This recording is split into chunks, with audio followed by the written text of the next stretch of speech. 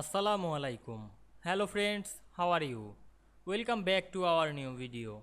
In this video I am going to show you how to make a picture transparent in MS Word 2016. Let's get started. Firstly, we have to open a Word document.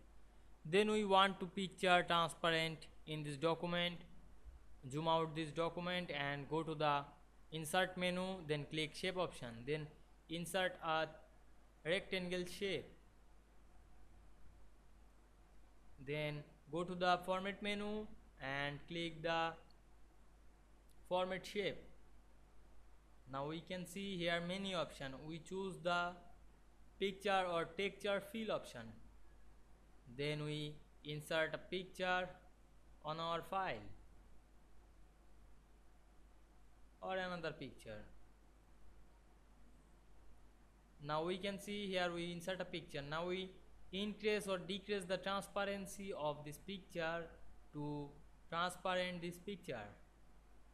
Now we can see here we make a picture transparent very easily. I hope you enjoyed the video. Please like, comment, share and subscribe my YouTube channel. Thanks for watching.